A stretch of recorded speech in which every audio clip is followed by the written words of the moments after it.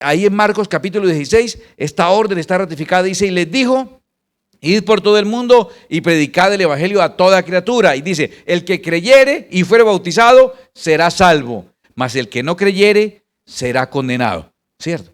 No dice, atención, el que crea y sea bautizado será salvo. El que no crea se condena. Ahí empezamos a hacer las combinaciones posibles y usted dice, bueno, pero espérese. Y el que cree pero no se bautiza, pues ahí no dice si se condena o no se condena.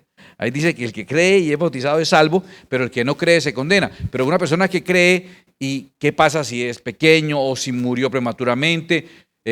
¿Es el bautismo un requisito sine qua non para poder ser recibido en la presencia del Señor? La experiencia bíblica y la enseñanza del Señor Jesús nos muestra que no. Un ejemplo contundente nos deja inmediatamente convencidos. El ladrón de la cruz. El ladrón de la cruz reconoció a Jesucristo como Señor y como Rey. Se bautizó. Tenía que haber habido un aguacero como el del juez, hubiera quedado bautizado también ahí. Pero no, y murió. Y hay garantía. Yo creo, qué curioso. De las pocas personas que tenemos la garantía total de que está en el paraíso con el Señor, de los pocos, porque hay muchos, yo tengo dudas, les puedo contar o haré tropezar a alguien. Yo tengo mis dudas. Sansón, ¿finalmente qué? ¿Se salva o no? Fulano, ¿se salva? Uno tiene dudas con varias personas ahí. El mago Simón, ¿finalmente sí o no? O sea que uno tiene ahí sus dudas. Pero del ladrón estamos seguros porque Jesucristo mismo dijo, de cierto te digo que hoy estarás conmigo en el paraíso. Qué curioso. Bueno, de Esteban también la tenemos clara, ¿no? Porque él vio los cielos abiertos y el Hijo del Hombre sentado a la diestra del Padre, ¿cierto? Pero la primera garantía fue un ladrón. Se robó la bendición, sí. Y fue el primer garantizado que fue allá. ¿Estaba bautizado? No estaba bautizado. Entonces, cuando la persona cree, atención a esto, para que sea una norma para nosotros no tengamos problemas. Cuando la persona cree, es salva. Si la persona no tuvo la oportunidad de bautizarse y solamente creyó y no tuvo la oportunidad de bautizarse, es salva. ¿Correcto? Si una persona cree y no tiene la oportunidad de bautizarse, el hombre se convirtió en la mitad del desierto del Sahara. ¿Sí entiende? Recibe a Cristo, tal vez no lleguemos hasta el otro lado, estamos que nos morimos, no lo puedo bautizar en arena porque le hago es un peeling, ¿cierto? Sandblasting se llama eso, que no puedo hacerle eso. Entonces queda sin bautizar. El niño o alguien que no logró por la enfermedad terminal, le es imposible. La persona creyó, le es imposible bautizarse como el ladrón de la cruz. De todas maneras es salvo. Pero hay un problema. El que cree y le es posible bautizarse y no lo hace, tiene un pequeño problema o un gran problema. ¿Cuál problema? Que no está obedeciendo. Y entonces ahí sí tenemos el conflicto de decir, bueno, una persona que cree pero no es obediente, ¿será salva? Y yo digo, pues debemos así porque eso sí ya nos complica la cosa, démosle a Dios. Pero una persona que cree pero no obedece las órdenes del Señor Jesús, yo lo veo complicado. Porque es un mandato y hay que obedecerlo. Y la Escritura muestra, inclusive en Hechos 2, cuando vino el Espíritu Santo sobre la iglesia, ¿recuerdan que Pedro salió y predicó? La Escritura en Hechos 2:41 dice, los que recibieron su palabra fueron bautizados, de una vez, fueron bautizados y se añadieron aquel día como 3,000 personas. Bueno, ellos creyeron en la palabra de Jesús y recibieron a Jesús y fueron bautizados. ¿Qué bautismo tan grande? Bautizar 3,000 personas. Yo bauticé 7 y quedé cansado. Bautizar 3,000, eso sí es complicado. Eso toca como una cadena de producción y que vayan bajando y subiendo. No sé cómo sería el asunto, pero bautizaron a 3,000 personas en un solo momento. Hechos capítulo 2. Más adelante también la Biblia nos cuenta que Cornelio, ¿recuerda? El que vio la visión que Pedro le predicó y era un centurión y creyó. Y dice que él creyó junto a toda su casa y fueron bautizados. Esa es la conversión de Cornelio, ¿se acuerdan? ¿No se acuerdan mucho que Pedro vio un manto que venía con comida que era prohibida para los judíos y el Señor le dijo mata y come y luego lo mandó a que le predicara y él usa ese argumento después en el concilio de Jerusalén cuando él dice, pero ¿cómo así que toca circuncidarse para ser salvo si yo fui y le prediqué a un centurión y el Espíritu Santo los bautizó y yo, ¿cómo iba a detener yo el bautismo con agua si Dios no detuvo el bautismo con el Espíritu Santo? ¿Qué será más delicado, el agua o el Espíritu Santo? Entonces, si Dios no le detuvo su Espíritu, yo lo voy a detener el agua. Entonces fue un argumento que apareció, que se usó después también. ¿Recuerdas que Felipe se encontró un etíope? Felipe predicó en Samaria. Y cuando tú lees la historia de Felipe, te das cuenta que él estaba predicando en Samaria y los que creían también eran bautizados. Iban siendo bautizados. Inclusive el etíope, un funcionario africano de la reina Candace, que iba en un carruaje. ¿Recuerdan que tenía un libro del profeta Isaías? Él creyó que el Espíritu le dijo a Felipe, oiga, Felipe me fascina, Felipe es fuera de serie porque el Espíritu Santo le hablaba directamente y lo transportaba, ¿sabían eso? Eso es que estaba predicando en Villavicencio, pum, aparecía acá, qué cuento de bloqueo de nada, eso él no tiene problema. El Espíritu Santo, pum, pum, pum, lo ponía donde quería. Eso sí es lo ideal, sin tomar aviones ni nada, es una maravilla, así es el ministerio más precioso. El Espíritu Santo lo ponga a uno donde haya que ir, sin tomar transporte alguno. Ese era Felipe, y todos los que se convertían iban siendo bautizados. Inclusive este etíope, cuando terminó, le dijo, bueno, ¿qué impide que sea bautizado? Felipe le dijo, ¿de verdad usted cree en el Señor Jesucristo de todo corazón? Él dijo, sí, entonces lo bautizó ahí, en el charquito que encontraron. Y cuando lo bautizó, el Espíritu Santo, ¡prum!, se llevó a Felipe y lo desapareció, y lo hizo aparecer por allá en otra ciudad. Teletransportación espiritual, eso es una maravilla, eso es genial. Eso ocurrió con Felipe y este que se convirtió. Después cuando Pablo o Saulo de Tarso, recuerda el capítulo 9, no se le olvide que es el capítulo 9, que en Hechos 9 Saulo va camino a Damasco y una luz lo derriba. Esta la hora no sabemos si de caballo, de la moto, de la bici, se cayó, no dice, pero se cayó y quedó ciego, ¿recuerdas? 3 días estuvo ciego y al tercer día, entonces fue enviado a Ananías a que lo visitara y orara por él y recibió, cayeron como escamas de los ojos. Ese no fue convirtió y se bautizó, hubo un procesito que era necesario y que también Ananías le explicara qué era lo que Dios quería hacer con él. Y cuando fue sano, ¿qué dice la Biblia? Lo bautizó a Saulo de Tarso. En el libro de los Hechos está ahí, y también lo que estudiamos recientemente. ¿Recuerdan ese segundo viaje cuando fueron a Filipos, que se convirtió en una señora, doña Lidia, la hermanita Lidia? La hermanita Lidia que se convirtió, ella, ¿qué trabajaba? ¿Alguien recuerda? Vendía, oiga, está muy juicioso, vendía púrpura. Vendía telas, era como diseñadora la señora y se convirtió con toda su casa, y dice la Escritura que los que creían iban siendo bautizados. Ellos creyeron y ella fue bautizada. Y no fue la única, más adelante, ¿recuerdas el carcelero también? Que se iba a autosuicidar él mismo, ¿te acuerdas? El carcelero creyó y fue bautizado él y toda su casa fueron bautizados como símbolo de que habían creído. Y en los otros, el tercer viaje misionero y el cuarto y último que vamos a estudiar, sigue habiendo esa misma relación. Casi que uno de los hechos protagonistas en el libro de los hechos protagonistas es el bautismo en agua. Es un elemento importante, es algo que debe está muy aferrado en nuestra formación espiritual, en los conceptos de valor que tenemos. Sin embargo, el concepto del bautismo ha sufrido algunas afectaciones, algunas alteraciones. Voy a contarle, voy a tratar de ser muy honesto en estas alteraciones que ha sufrido el concepto del bautismo. La primera, por culpa de la iglesia tradicional romana. Cuando se convirtió Constantino, el emperador, y él se convierte en un entorno muy curioso, porque él no está buscando bendiciones espirituales, él está a punto de enfrentar una batalla llegando a Roma, en el norte de Roma, contra Magencio. Magencio es, ¿qué pasó? El imperio se volvió pedacitos, se fragmentó. Y entonces hay una especie de emperador de la parte occidental de Roma y otro emperador de la parte oriental y otro emperador de la parte, se volvió provincias. Y entonces aquí Constantino va a enfrentar en desventaja a Magencio. Y Magencio está en Roma, está rodeado, tiene su ejército, y lo que ha hecho las otras veces es que vienen y lo atacan y ellos se encierran en la ciudad y soportan el sitio de la ciudad porque ellos tienen suficiente provisión y se mueren primero de hambre los de afuera. Ellos están sobrados. Y esta vez se le ocurrió salir a pelear, algo lo indujo a él a salir a pelear fuera de la fortaleza. Y esa batalla ocurrió después de que la noche anterior Constantino, afanado, bueno, a tener una pelea al otro día con alguien que es más grande que uno y más poderoso que uno, pues uno no duerme así muy tranquilo que digamos, ¿sí? Uno no está muy tranquilo, ¿cierto? Y eso que le dijeron a usted que mañana tiene que ir a descargos en la oficina de personal. ¿Usted duerme muy tranquilo anoche? Que al otro día tiene sustentación de tesis, ¿cierto?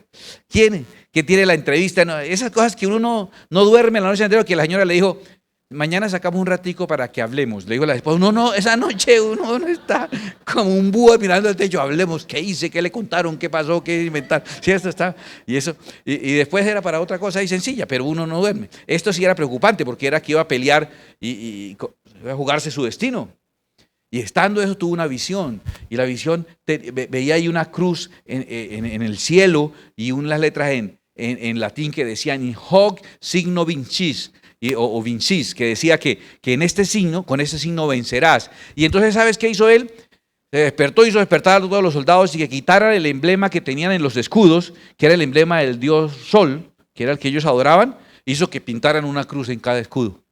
Y que iban a pelear con la cruz pintada en los escudos, la cruz del cristianismo. Y fueron, oiga, goleada, ganaron, pero sobrados, no tuvieron resistencia. Magencio fue derrotado, salió corriendo Magencio por allá, se pudo escapar por un río. Cuando estaba en la mitad del río se acordó que no sabía nadar, se ahogó. Pero es que uno escapaba corriendo, uno no se acuerda si uno sabe nadar o no. Después de que se tiró el puente, de que iba, ay, yo me tiré el puente, pero ahora que me acuerdo, yo no fui a esas clases, ¿sí me entiende? Y murió. Entonces tuvo la victoria tan grande Constantino allí. Y cuando tuvo esa victoria, dice gran parte de los historiadores, se convirtió al cristianismo en el año 312 después de Cristo y se hizo emperador de esas dos provincias grandes. O sea, se hizo casi el emperador general de Roma. Ahora, en el año 313, o sea, al siguiente año de su conversión, se emana algo que se llama el Edicto de Milán. No tiene nada que ver con Shakira y Piqué, es la ciudad donde se hizo ese edicto, esa ley. Y en el 213 sale esta ley, atención, que el cristianismo es amparado por la ley romana. O sea, se puede ser cristiano, podíamos salir de las catacumbas, nos reuníamos en las catacumbas. Nos escondíamos ahí, tocaba y nos encontraban, nos metían presos, nos llevaban al circo romano, nos ponían de antorchas para iluminar las calles, ¿te acuerdas? Y entonces a partir del 313, con el edicto de Milán, los cristianos en el Imperio Romano podíamos ejercer nuestra fe. Pero fue después de que murió Constantino, cuando estaba el emperador Teodosio, en el año 380, en el edicto de Tesalónica. Tesalónica nos suena a nosotros desconocido porque ya pasamos por ahí. El fin de semana pasamos por Tesalónica, después ahí, cuando estamos dando la vuelta, ¿recuerdas? Que hubo un alboroto allí, que hubo un problema, se fue Pablo a predicar a los judíos a la sinagoga y los alborotó, y les tocó salir corriendo, ¿recuerda? Y después pasaron a Berea. ¿No se acuerdan de los cristianos de Berea que hablan? Bueno, ya, ubíquense. Ahí, en la parte de Europa de Grecia, ahí hubo otro edicto, y en el edicto de Tesalónica, por el emperador Teodosio, ya no fue solamente permitida la religión cristiana. Ahora fue obligatorio. O sea, era la religión del Imperio Romano en el año 380, ya de nuestra era. Y entonces, entre los elementos que hubo que hacer para el establecimiento por ley, haga un ejercicio usted, póngase a pensar que viniera un gobernante nuestro y nos dijera que por ley ahora tenemos que ser todos musulmanes, por ejemplo. Difícil, ¿cierto? O Hare Krishnas todos, por ley. Y usted es malo para el saumerio y no le luce la calva y malo para las togas y todo. Usted dice, ¿cómo hacemos? Entonces eso no es lo mío. Y nosotros apegados, muchos de nosotros decimos, pues tocará morirnos o irnos para otro lado, pero nosotros no vamos a negar al Señor. Pues ellos tenían su fe en esos paganos, en esos dioses y todo eso, y entonces tocaba convertirlos un poquitico a las malas. Y una de las herramientas que se usó para poder imponer el cristianismo como ley en Roma en el 380, después del edicto de Tesalónica, fue el bautismo de niños. Porque vamos a hacer que todos son cristianos por obligación. ¿Qué hay que hacer para ser cristiano? Bautizarse. ¿Sí? Entonces la gente no se quería bautizar. Y los grandes decían, no, yo no me bautizo en eso. Y entonces lo solucionaron fácil. Van naciendo, me lo va bautizando, me da el favor. ¿Sí me entiende? Solucionar el problema. Va naciendo el pelado y me lo va bautizando. Se inventaron que eso era el equivalente a la circuncisión. No, la circuncisión es del pacto y eso es para Israel solamente. E inclusive quedó claro, aunque al bautismo se le llama la circuncisión espiritual, la circuncisión de Cristo, la circuncisión del espíritu y no del cuerpo, no es equivalente. Eso es algo de la ley para hacer al niño miembro de los judíos, no miembro de la iglesia. Pero lo pusieron así para hacerlo más fácil, para que era más fácil bautizar a los niños. En ese tiempo era más fácil los niños que los grandes, era una característica de esa época. Ahora yo prefiero enseñarle a 2000 grandes y no a 20 niños. ¿Sí? Es mucho más complicado. Yo de verdad le tengo un poquito de pánico y admiro a los que son capaces de enseñarle a los niños. Son bien difíciles. Entonces nacían y los iban bautizando. Por eso viene, y como dice que se bautiza en el nombre de Jesús o en el nombre del Padre, Hijo y Espíritu Santo, de ahí se tomaron para decir que el bautismo era para ponerle el nombre. ¿Sí? Pero era el nombre de Cristo, ¿sí? Pero bueno, entonces de ahí, esto es anecdótico, pero ocurre, les va a parecer mentira, pero hay gente que viene nueva y aprende y quiere bautizarse y pregunta si puede quedarse con el mismo nombre que tiene, ¿sí? Después, después del bautismo. Eso es muy anecdótico, pero claro, como ellos relacionaron eso, entonces, o la gente no me ha bautizado porque es que no he encontrado qué nombre ponerme y yo estoy muy acostumbrado a que me digan. Entonces, pero en la inocencia del nuevo. Y entonces se establece el bautismo de niños. Ahora, como se bautizan bebés, también toca cambiarle la metodología. Entonces ya no puede ser metiendo al bebé dentro del agua y sacándolo. Hoy en día sabemos que nadan por ¿cierto? Ya nacen, como están en la placenta, como que lo que es mejor es tirarlos al agua.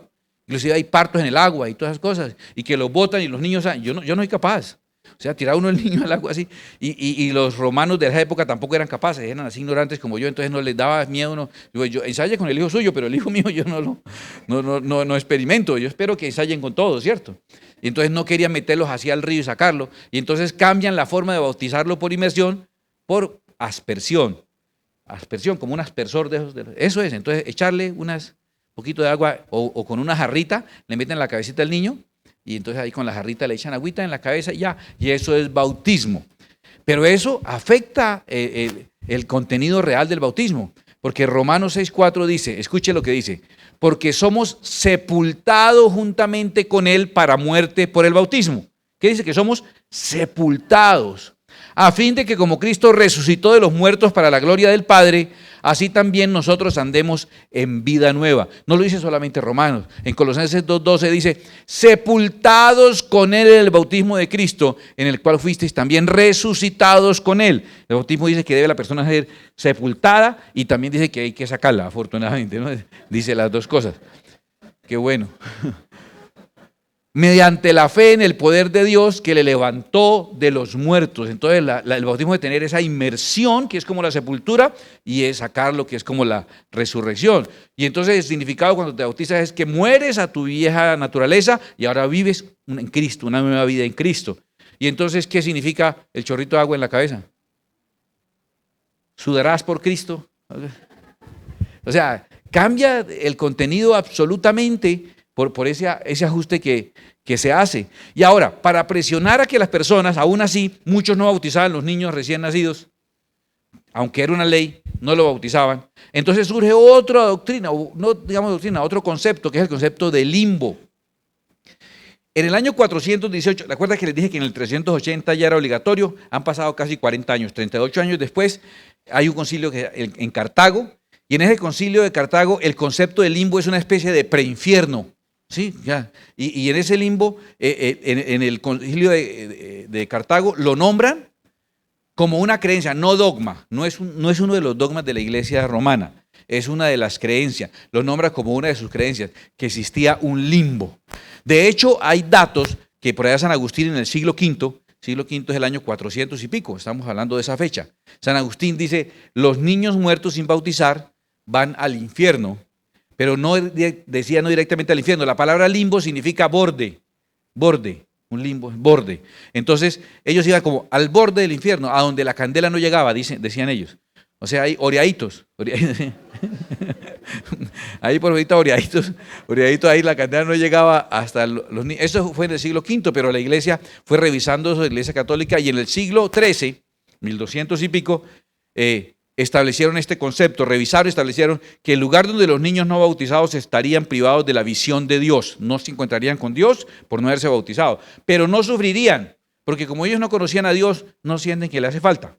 Esa fue la explicación, que está muy bien para 1200 y pico, ¿cierto? Esa explicación. Entonces ya le están como rebajando. Y le voy a contar algo que de pronto a usted le va a sorprender, porque a mí me sorprendió.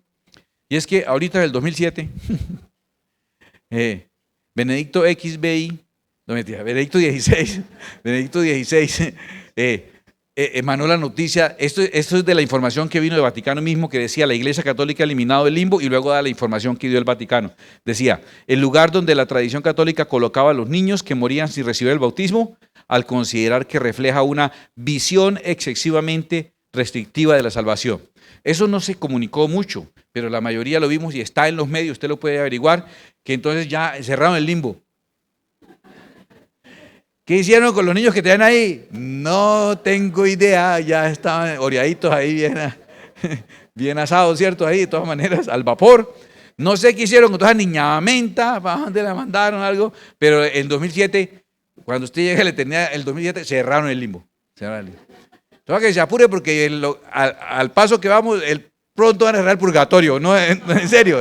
Aliste, se lo garantizo, aliste, y cuando se den cuenta que eso contradice, es que antes era muy fácil porque la gente no tenía acceso a la Biblia. Entonces decían, eso dice la Biblia, isteis, fuisteis, isteis. Y uy, sí, eso lo dice la Biblia. ¿Sí?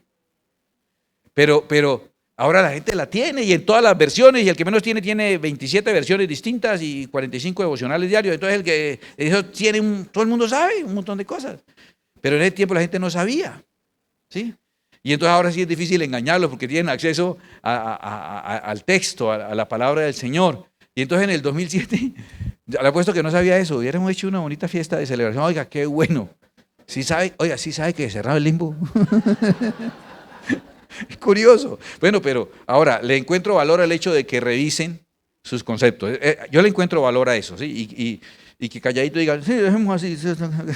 Pero que de todas maneras se revise ese concepto. Entonces ya no hubo más concepto del libro. Esa fue la alteración que generó la Iglesia Católica del concepto de bautismo. Entonces el bautismo no se volvió lo que realmente era, ¿sí? La demostración pública de morir para el mundo y vivir a partir de ese momento solamente para Cristo Jesús. Ya no vivo yo, mas vive Cristo. Ya Cristo es el que vive en mí. Ya no es mi vida, es la vida de Cristo. Hago parte del cuerpo de Cristo. He muerto y he resucitado juntamente con Él. Ese concepto fue bien alterado. Ahora, en honor a la verdad, quiero decirle que no solamente la Iglesia Católica Romana afectó el concepto de bautismo, porque la gente es confundida, la gente cree que se bautizó de niño ya, y entonces ahora ¿qué hago? ¿Me voy a bautizar 2 veces? No, usted no se va a bautizar, usted lo bautizaron, como dice el apóstol Arjona, ¿sí? Me bautizaron y a mí no me invitaron, ¿sí? No, fue otra persona que tomó la decisión por usted. Y el bautismo dice que debemos nosotros arrepentirnos. Inclusive cuando el Señor, después de la predicación en Hechos capítulo 2, Pedro les dice, la gente dice, ¿y qué vamos a hacer? Y él dijo, arrepiéntanse y bautícese cada uno para perdón de pecados. Y el que creyere y fuere bautizado será salvo. O sea, hay un requisito de arrepentirse y de creer previo al bautismo. Por eso sí, bautizaron de una vez al etíope eunuco, pero le preguntó inmediatamente, le dijo, ¿qué impide que sea bautizado? Y le dijo, ¿crees de todo corazón en Jesucristo? Ahora, un bebé de 2 meses cree de todo corazón en Jesucristo. No cree sino en la teta de la mamá. Eso es lo único que él cree, para eso es todo. Y ¿sabes cómo se diría eso en hebreo? El Shaddai, el seno que es suficiente. Para él él cree en el Shaddai, ya. En lo que tiene, con eso tiene y le basta. Pero no puede creer ni arrepentirse de sus pecados. ¿Qué pecados ha hecho un niño de 2 meses? Ha dañado un montón de pañales y ha hecho trasnochar a los papás. Es culpable de un montón de ojeras, ¿sí? Pero ¿qué pecado ha tenido un niño de esos? Pues la iglesia decía que el pecado original, ¿cierto?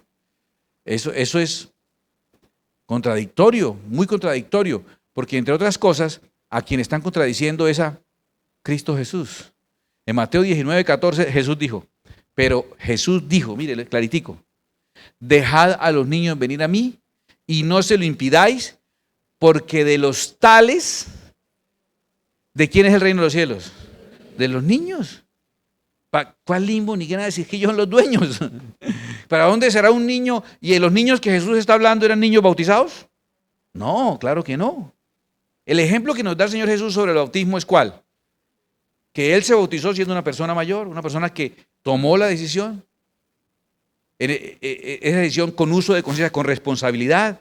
Y ese es el modelo que nosotros tenemos. Jesucristo, como adulto, se bautizó como persona grande, capaz de tomar decisiones. Él se bautizó y nos dice que el reino es de los niños. Dios no lo quiera, porque para nosotros es muy fuerte. Para Dios es una ganancia. Y para el niño es una ganancia. Pero cuando un niño fallece, adivine para dónde se va. Según Jesús, pues para lo de ellos. ¿Y qué es de ellos? El reino de los cielos es de ellos. ¿Para dónde va a coger si es para la casa de Él?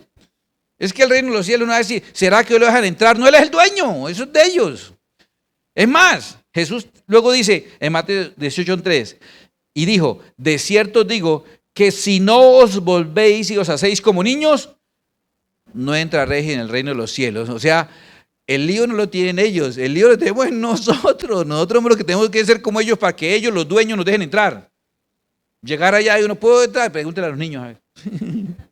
Es de ellos y nosotros somos los que tenemos que volvernos como Él. Entonces el concepto de que los niños iban a otro sitio y que no eran salvos, un concepto que contradice al Señor Jesucristo mismo. Gravísimo contradecir al patrón, ¿cierto? Él es el que sabe. Él es el Señor de señores y Rey de reyes. Quiero mostrarle a este señor. Este señor, Charles G. Finney, del siglo XVIII, a mediados del siglo XVIII, es un predicador norteamericano de formación presbiteriana, un hombre muy usado por Dios. Es considerado tal vez el más grande reformador del evangelio en el siglo XVIII. Charles Finney, de buena fe, con buena intención. Yo creo que cuando dijeron, para que todos sean cristianos, bauticémoslos cuando nacen, lo hicieron de mala fe. Hay que lo hacen para ayudar. Y cuando dijeron, motivemos a los papás que bauticen a los niños diciéndoles que se van a ir para el borde, ¿sí? Para allá, para la llanera esa, el borde, donde no llega la candela, a orear allá. Entonces eso es de buena intención. Y cuando se cambia para que los niños no se ahoguen, de que no los sumerjan, sino que los chorreen, yo creo que lo hicieron con buena intención. Pero no es escritural, no está en la palabra. Nuestro respetado y amadísimo hermano Charles Finney, en los mediados del siglo XVIII, enseñaba y predicaba la palabra de manera muy contundente, muy usado por el Señor. Y él sacó una conclusión. Y él dijo, si una persona cree en Jesús, debemos darle la oportunidad de que haga una manifestación pública de su conversión a Cristo. Debemos darle esa oportunidad, alguna manifestación.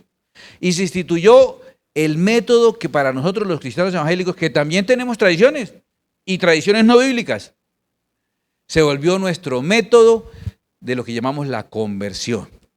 Hacer un acto público de que has creído en Jesús. ¿Qué es?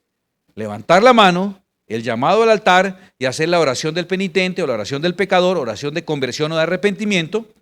Y a partir de ese momento, nosotros decidimos llamar a ese momento, a esa acción, decidimos llamarlo nosotros la conversión. Le voy a decir una cosa. Amo ese acto, le voy a ser sincero, amo ese acto, no te imaginas cuánto. Yo era un niño sentado en las bancas de la iglesia, mirando en las baldocines que tenían, afortunadamente los baldocines tenían como un poco de formas así raras, ¿cierto? Y como uno no tenía un tablet, la tablet mía era el baldocín del piso. Y le cuento que yo veía ahí unas películas ahí con esas sombras y esas cosas, yo veía que este dragón persiguió a este vaquero y el vaquero porque un niño ahí en un culto de esos largos, ahí de 2 horas y media y todo, y un poco de viejitas ahí, y yo ahí sentado a mi mamá, no podía ni dormirse, ni moverse, ni nada, eso no tenía que ser, y todo era pellizque y pellizque por todo. Era un evangelio a punta de pellizcos, ¿sí? Y entonces yo ahí prendo y entonces yo miraba abajo y me ponía a mirar, veía la película, eso yo ahí me imaginaba, le tocaba a uno usar la imaginación, ¿cierto? No el tablet le contaba a uno todo, uno veía ahí y le encontraba formas y todas esas cosas, eso era lo que yo hacía.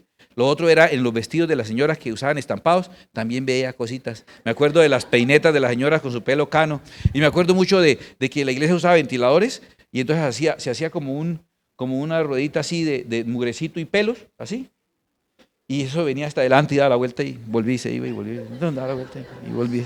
No, gracias a Dios por eso, porque ahí yo soporté más de un culto así. Y esta era la parte, la multimedia, así, mirando ahí la cosita que había, esa fue toda. Pero estaba uno ahí de pronto había alguien, una persona malcarada o ebria o se le veía una vida pesada. Y cuando hacían el llamado, yo vi personas llorando, cómo llegaban y levantaban su mano con timidez. Y luego pasaban adelante y recibían al Señor Jesucristo como su Salvador. Y no todos permanecían, pero vi a muchos después verlos como un cristiano verdadero, creciendo, siendo transformado y después siendo un siervo del Señor. O sea, yo amo ese acto, perdónenme. Ahora fui predicador de la iglesia, del culto evangelístico muchos años. Mi pastor, quien fue mi suegro, que me encargó de ser el predicador evangelístico de la iglesia. Eso para mí fue el máximo honor que él me haya dado en toda su vida. Ese y prender las lámparas de gas, los dos honores más grandes que él me dio en la vida.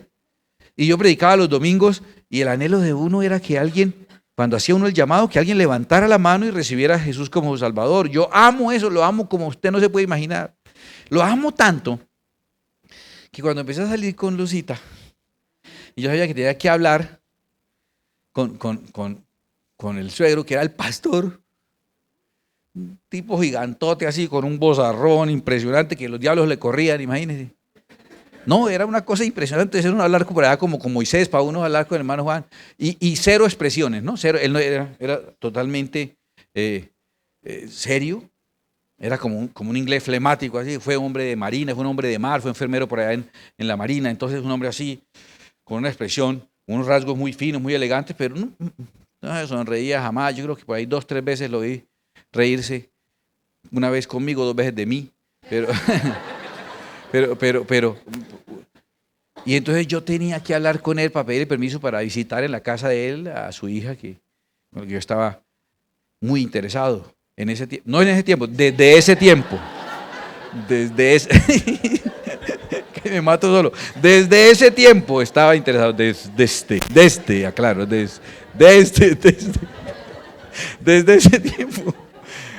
ese tiempo, hasta el que el Señor permita, ¿sí? Pero bien enamorado.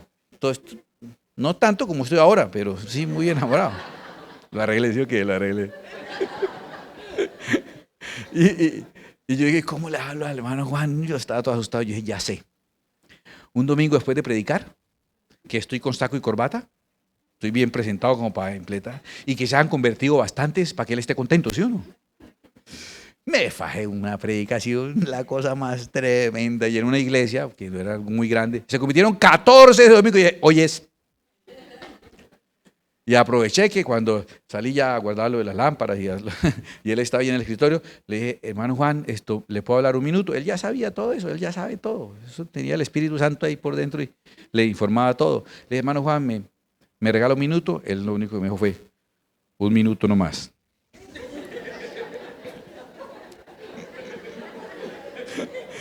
Yo le dije, pues yo le voy a hablar 1 minuto, pero creo que usted me va a demorar más. Efectivamente, yo le hablé 1 minuto, él me tuvo ahí un buen ratico. Y fue algo. Pero no amaré yo las conversiones. No soy solterón gracias a eso. Gracias ya. Hermano Charles Finney, se la debo. Hermano, a Charlie Finney yo leo más de lo que usted imagina. Ahora, no solamente eso, como si fuera poco, 5 años fui el predicador evangelístico del grupo Jubal, íbamos por todas las ciudades haciendo conciertos y yo predicaba, después de que predicaba, preguntaba quiénes querían recibir a Cristo, porque uno decía recibir a Cristo, era como regalando, Señor, ¿quién quiere recibir a Cristo? Tome ahí un frisbee, pues recójalo, ¿sí? ¿Quién quiere recibir a Cristo? ¿Sí? ¿Me entiende? Ahí se lo mando, ¿sí? Y entonces uno les insistía, por favor recíbanlo, pobrecito, está con frío a la puerta tocándose, una pulmonía, ábrale la puerta, una rogadera ahí, como si el favor fuera para el Señor, ¿no? Y entonces alguien levantaba la mano y después uno les voy a confesar algo, había cierto manejo, sano y intencionado, pero había cierto manejo porque después a uno le contaban su efectividad por la cantidad de gente que pasaba adelante. Entonces usted era buen evangelista si había muchas conversiones, o sea, mucha gente que pasara adelante. Entonces usted quería que muchos pasaran adelante. Y entonces uno usaba de astucia. Uno le facilitaba a la gente. ¿Cómo le facilitaba? Voy a contarles por si algún día. Ahora, yo cualquier día esto lo hago, porque me fascina. Yo amo, usted no tiene la idea de cómo yo hago. Yo inclusive he pensado algún día pintar un cuadro de lo que yo veía de niño. Una persona adelante con malos rasgos levantando su mano ante el llamado del predicador a recibir a Jesús. Eso me parte a mí el corazón. Es hermoso, yo siento que el cielo se abre. Y la persona estaba allá, entonces uno empezaba, hacía un tremendo mensaje, y en el momento más emocional del mensaje, uno decía, lo invito a hacer una oración ahí donde está sentado. Ahí está el Señor y lo escucha ahí. Usted en privado, nadie tiene que incomodarlo con eso. Cierre sus ojos y dígale al Señor que usted lo reconoce como Señor, que le perdone. Después de que uno oraba, decía uno, bueno, ¿quiénes hicieron esta oración? Pues la mayoría de gente la hizo, la mayoría de gente hace la oración que uno haga. Entonces levantaban todos las manos, la mayoría. Bien, eso ya quita el nerviosismo. Y después yo le decía, bueno, pero ¿quiénes le hicieron? Y era la primera vez que la hacían.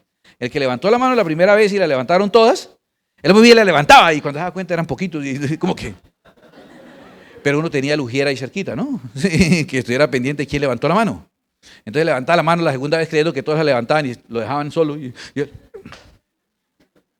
decía, usted que levantó la mano, póngase de pie un momento, quiero que esté de pie un momento. Y la persona, ¿qué? Primera vez que viene. Y él no sabía que había hecho tan grave, había hecho una falta tan grave que lo van a castigar o algo así. Porque uno en el salón cuando le dice, fulano, a ver, párese, eso es porque lo van a castigar. Entonces él está ahí, todo asustado, y no, es yo que me va a parar cuando el ujier viene y le dice, párese, hermanito, párese, hágale, Señor, el Señor lo va a bendecir, no tenga temor, mire. Y lo va cogiendo de la axila y lo va, siga, hermanito, párese. Y lo para, entonces ya uno lo ve. Y entonces da más pena que lo alce uno de ujiera, y entonces el ujier le dice, sí, porque se de pie, y bueno, y después entonces, qué bueno, Dios le bendiga, Dios le bendiga, Dios le bendiga, Dios le bendiga. Ya se levantó, venga aquí adelante. Tenemos un lugar reservado para usted. La persona, el ujier, hermanito, ven, camine, ya lo tiene colgado de la axila, pues ya camine, pues venga, siga bien, pueda, le colaboro, y colaborémosle entre los dos, hermanos, y lo traen y está aquí, y después de que estaba aquí ya, al rato, pues, el Señor en su misericordia nos lleva la cuerda, y en su amor tan grande por esas almas, hermanos, se movía el Señor, la gente lloraba, se manifestaban espíritus malignos y eran echados fuera, había milagros. Era una experiencia, yo amo esa experiencia, era algo lindo. Y después aprovechaban y pasaban unos líderes y uno les decía que tomaba los datos para después llamarlo y hacerle seguimiento a la persona. Y entonces le tomaban los datos y para que recordara la fecha, en la otra mitad escribían la fecha y lo arrancaban y se lo entregaban. Porque tuviera un recuerdo de cuando recibió al Señor Jesús. Era hermoso, a mí estoy emocionado. Esto no está en el sermón. Y si me va a quitar más tiempo que el sermón, pero es que es muy emocionante para mí. Y le entregaba, me acuerdo una vez por allá en Barbosa que el borrachito me reclamó al final, un borrachito que se convirtió todas las noches, como el hombre increíble, se convertía todas las noches. El borrachito vino, me acuerdo, que me esperó hasta el final porque esa noche se había convertido, ya no le tomaba los datos porque ya todo el mundo lo conocía, lo podían llenar, viene el borrachito, es que yo sé la dirección ya, sé cómo se llama, y no, entonces no le dieron el desprendible y me esperó al final para decirle que él había entregado su alma y no le han dado recibo. Y él estaba acostumbrado que no entregaba nada si no le daban recibos. Él creía que era el recibo del alma. El Señor, recibí de fulano un alma por valor de... Entonces, cosas anecdóticas que pasaban así. Es hermoso, de verdad. Y después, mira, les voy a pedir por favor, sigan al cuarto que está allí. Primera vez que van a un lugar y ahora pues la gente sabe que somos los cristianos por los medios de comunicación y todo. Cuando eso no sabíamos. No sabía la gente, creían que allá de pronto unos sacrificios humanos, alguna cosa rara le iban a hacer, quién sabe qué cosa, ¿no? O de pronto estos son judaizantes. Siga al cuartico de la circuncisión, por favor. ¿No? ¿Quién iba a ir para eso? Eso era qué susto. Todos trataban de irse para allá, pero ya tenían uno de los ujieres listos, muy amablemente. Sigue, pues otra vez de la axila. Que a mí le colaboro. Y lo colaboraba de la axila y lo llevaba hasta allá. Y allá le regalábamos de pronto una Biblia o literatura. Y cuando salían tan felices, tan felices, tan felices. Eso es hermoso, pero no es bíblico. Sí, lamento decirlo. Como muchas cosas que son hermosas, pero no son bíblicas. Esto no es bíblico. Sin embargo, yo no creo que esté mal hacerlo. Tampoco es bíblico que usemos una batería, tampoco es bíblico, pero lo usamos y funciona. Tampoco es bíblico que tengamos que usar multimedia, pero lo usamos y funciona. Eso funciona y algún día no se extrañe si el Espíritu me guía a hacerlo y hacemos un llamado para que vengan. Dios lo hará a su manera, cuando Él quiera. Pero ¿qué problema hay con ese llamamiento? Que ese acto empezó a llamarse la conversión. Y al ese acto volverse la conversión, transformó el bautismo en un segundo paso más adelante. Y apareció una especie extraña de gente que no se conocía antes. Creyentes que no se bautizan. Mire, hoy soy demasiado sincero. Mi papá, cristiano desde muy joven, desde que yo nací ya era cristiano él, era ujier en la iglesia, colaboraba, servía, pero como era músico, entonces tocaba en tríos y tocaba por allá en eventos y vivía de un mundo que uno le llama cuando eso el mundo. Él tocaba música mundana, tocaba pasillos, bambucos y todo eso. Entonces tocaba música mundana. Entonces parece que alguien había dicho que para convertirse no podía volver a tocar esa música. Entonces él de qué iba a vivir, ¿sí? Tocando coritos, himnos, pues difícil, ¿cierto? Si no, pregúntele a los de alabanza eso, ¿cómo vive uno de esos? ¿Sí? Entonces él, le voy a contar algo. Mi papá cuando se bautizó tenía más de 20 años de convertido. Entonces, ¿qué es ese cristiano? Un cristiano que es, ¿cómo lo llamaría uno? ¿A mitad de proceso? O sea, reconoció a Jesucristo como su Señor, pero como este concepto nos separa que el que creyera es una cosa y fuera bautizado es otra, cuando realmente es un solo elemento, ¿cierto? Entonces nos creó un limbo. En serio, un limbo entre lo que llaman conversión, que es la oración de fe, y el bautismo. Se apareció un limbo que no existía y que no es bíblico. Mi papá estuvo en ese limbo perdido 20 y pico años. Yo estaba en la parte de atrás cuando por fin, el día que se bautizó, eso fue un logro para mi mamá y para la familia. Ay, papá por fin se bautiza. Creyente todavía nos enseñó a nosotros la palabra, y cuando lo fueron a bautizar, un señor que estaba al lado mío, que no sabía quién era yo, me dijo: ve a ese hermanito que están bautizando. Ese era músico. Ese le cantaba a la pernicia. le cantaba a la, no me olvida, le cantaba a la pernicia. Y eso es cristiano hace muchísimos años y hasta ahora se bautiza. Yo le dije: no, eso no es nada, y fuera de eso es mi papá. Además de todo eso. Esa tradición también nos ha hecho daño. Nos ha hecho daño en creer que el bautismo es otra cosa distinta. Creó un limbo entre esa famosa decisión de fe y algún día me bautizaré, cuando ese limbo en la Escritura no existe. El tiempo necesario para asegurarse que la persona realmente entiende y reconoce a Jesucristo, el tiempo. El etíope, tal vez 3 horas. Pablo, 3 días de ayuno. Otra persona que no sea Pablo, pues tal vez necesitará 3 meses, o 3 semanas, o 3 días al menos, hasta que estemos seguros que realmente cree y reconoce a Jesucristo como su Señor y que entiende lo que está decidiendo. Inmediatamente al bautismo. Y quiero decir una cosa: y cuando la persona se bautiza y salga del agua, en nuestra claridad, basado en la Escritura, esa persona se convirtió a Cristo Jesús. No cuando la persona viene aquí medio manipuladito a repetir una oración que no entiende. Lo pasa uno ahí, repita conmigo, ¿sí? Oh Dios, Adonai perfecto, ¿sí? Shaddai enajeno, que tu multiforme gracia acabe con mis iniquidades por medio del sacrificio de Cristo. Y el tipo está ahí: sacrificio, Cristo. En serio, él está ahí. El arzobispo de Constantinopla lo quieren desarzobispo constantinopolizar, el que lo desarzobispo constantinopolizar, Wendes, arzobispo constantinopolizar será. No tiene ni idea qué está diciendo. Ese punto no es la conversión. Si algún día lo hacemos, trataremos de ser lo más respetuosos y amables, no van a reírse ustedes. Si algún día hacemos y ven que lo está haciendo, es porque el Señor nos guió, todos con reverencia, le colabora a la persona. Será el Señor que nos guíe, pero cree en el Señor, se bautiza, y cuando salga del agua, esa persona se ha convertido a Cristo Jesús. El bautismo es un tesoro precioso que tenemos nosotros, que yo no sé por qué se ha empezado a dibujar ante este evento que llamamos los evangélicos conversión, que tal vez sea el comienzo apenas, o la primera vez que oye la palabra, o la primera vez que percibe a Jesús. Pero para que usted lo sepa, cuando sales del agua bautismal, te convertiste a Cristo Jesús. Ese es un nuevo convertido. Hoy presentamos 7, estuvieron algunas aquí, pero en la foto presentamos 7 nuevos convertidos a Cristo Jesús.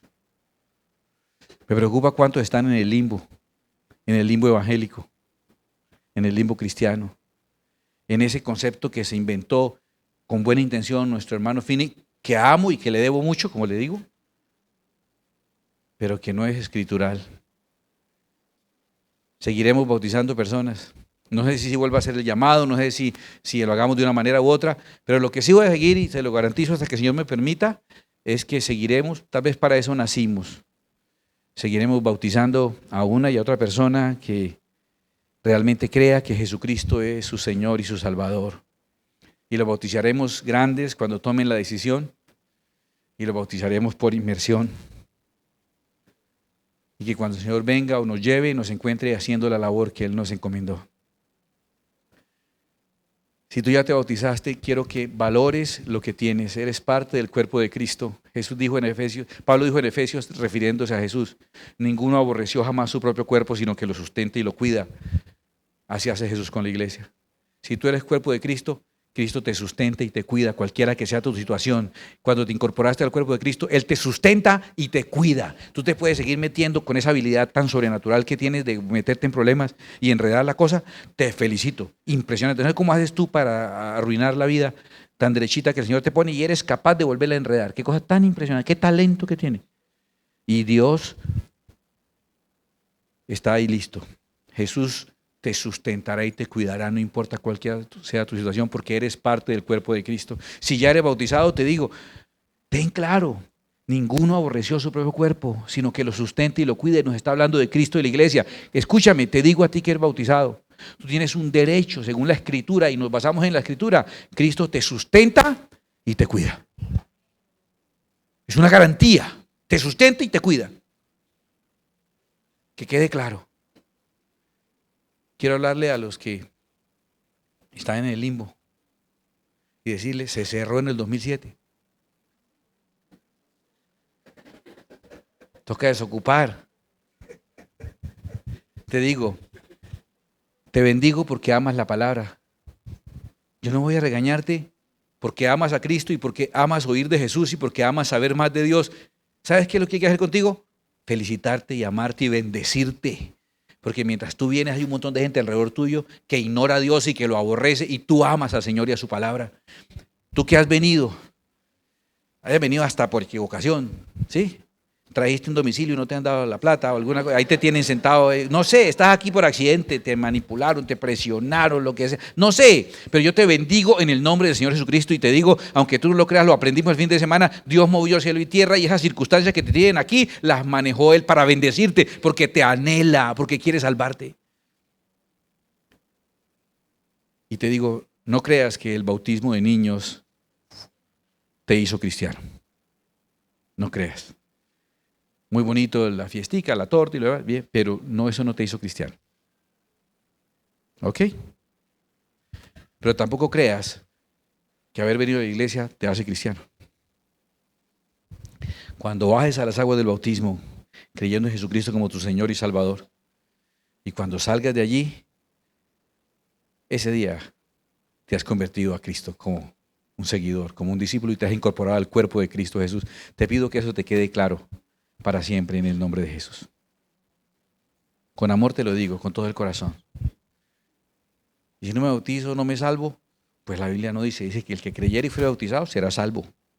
Y el que no cree, definitivamente el que no cree, ¿cómo va a ser salvo? El que no cree, pues será condenado. No dice que el que cree y no se bautiza. ¿Qué creo yo? Que el que cree y no se pudo bautizar, pues se salva. Pero el que cree y no se quiso bautizar, es otro tipo de persona que entiende la verdad y al no obedecerla se hace más hijo de condenación. No es difícil. Hay religiones, el judaísmo pide la circuncisión. Otros tienen que hacer peregrinaciones hasta la Meca en el Ramadán. Otros te piden que subas hasta el Himalaya por allá y hagas no sé cuántos, 60 días de ayuno. En el Amazonas te piden que atravieses por allá un río lleno de pirañas. ¿Sí? Ahí está condensado todo el ayuno, la circuncisión y todo. Cuando haga al otro lado está todo en un solo acto. Otros le piden que se haga un tatuaje raro o que tome yajeo, que se lo pique, no es que otros que una lata de Pepsi aquí, no sé, un montón de cosas, no sé qué montón de cosas pide. El Señor te dice que bajes a las aguas y salgas. No le está poniendo difícil, ¿cierto que no? ¿Quieres cerrar tus ojos y decirle al Señor que lo amas? ¿Quieres decirle, Señor, tú tienes un camino para mí? Si ya me bauticé, tengo que seguir creciendo con los discipulados para servirte.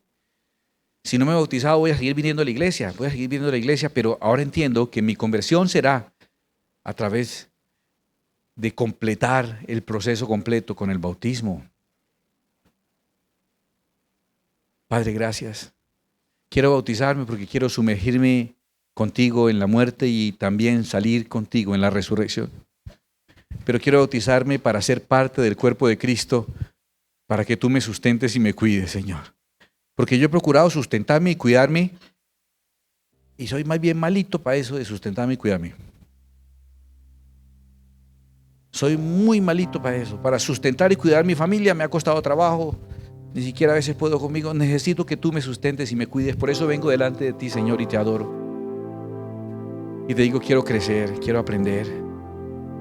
Quiero ser de ti, Jesús. Y si eso es lo que, el acto simbólico externo que hay que hacer para que quede claro ante todos, no solamente los humanos, ya es que las potestades satánicas son enteradas e informadas de que cualquier acto en contra tuya están invadiendo propiedad privada de Cristo Jesús, y el Señor procederá a desalojarlos. El bautismo es un regalo maravilloso, es un mandamiento precioso de Cristo Jesús. Es un mandamiento y tú decides. El bautismo en el Espíritu Santo lo decide el Espíritu Santo. El bautismo en el agua lo decides tú. Dile, Señor, yo quiero caminar en tu voluntad. Quiero hacer tu voluntad. No me estás pidiendo como Abraham que lleve a mi hijo hasta el monte Moriah y que lo ofrezca en holocausto y lo queme y lo mate. No me estás pidiendo como a los primeros cristianos que vende todo lo que tenga y que venga lo traiga a los pies de los apóstoles. No me estás pidiendo que atraviese el desierto o que suba al monte Horeb o al Sinaí. Me estás pidiendo que te obedezca y yo quiero obedecerte. Esta palabra está en su mente. Bájela a su espíritu. Atesórela, póngase de pie un momento y adore un momento al Señor y deje que el Señor le hable, deje que el Señor le muestre y le guíe. El Señor va a hablar a su corazón mientras usted lo adore un momento para cerrar esta reunión. Mientras usted lo adora, el Señor va a hablar a su corazón.